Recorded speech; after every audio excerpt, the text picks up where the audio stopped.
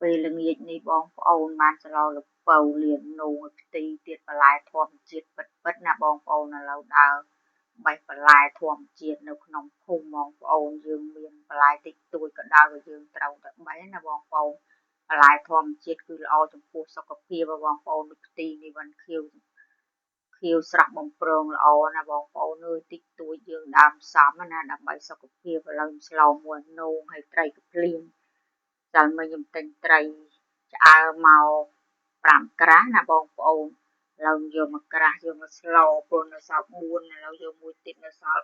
3ចង់ថាស្លបន្លែធម្មជាតិយើងស្លមួយត្រីឆ្អើរក៏ឆ្ងាញ់ដែរបងប្អូនដែរហូបវិញនិយាយទេហឹលណា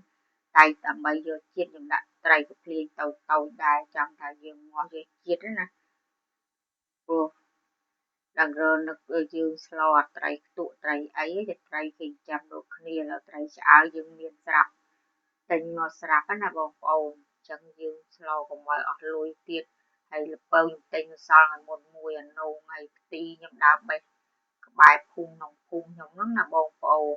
យើងចេះផ្សំបន្លែធម្មជាតិទៅដើម្បីល្អចំពោះសុខភាពមានអីល្អជាងបន្លែខ្មែរយើងយើងទៅទិញបន្លែស្អីរបស់គេក៏រត់ពេលក្តោបពេលបកគោអីហ្នឹងរបស់ខ្មែរតែដឹងយើងដាំនៅណាយើងដឹងពុកប៉ិតបើពួកល្ពៅពួកនោមខ្ទាយើងដាំខ្លួនឯងអញ្ចឹងគឺដឹងតែធម្មជាតិពិតឯបងប្អូនចេះធ្វើរនឹកស្លនៅល្ងាចនេះចង់ថាគ្មានម្ហូបអីខុសពីនោមល្ពៅតឡាចតគួនផលិតទេណាបងប្អូនយើងនៅស្រុកស្រែជនបទចេះរនឹកស្លណាហើយបងប្អូនជួយមើលវីដេអូខ្ញុំជួយshare ម្នាក់មួយផងណាបើពេញចិត្តវីដេអូខ្ញុំព្រោះយើងចិត្តតែអ្នកធ្វើ content creator ទាំងអស់គ្នាទេស៊ូទាំងអស់គ្នាណាបងប្អូនខ្ញុំចេះធ្វើទៅនៅអនាគតបានលុយធ្លាក់លើមេមិនបានយើងចេះស៊ូចេះធ្វើទៅណាបងប្អូនតែខ្លះយើងឃើញយើងធ្វើថាបានលុយក៏ពិតមិនទាន់បានទេបងប្អូនយើងចេះតស៊ូតក់ពេញពងឬយើងហូបបាយជារៀងរាល់ថ្ងៃធ្វើម្ហូបយើង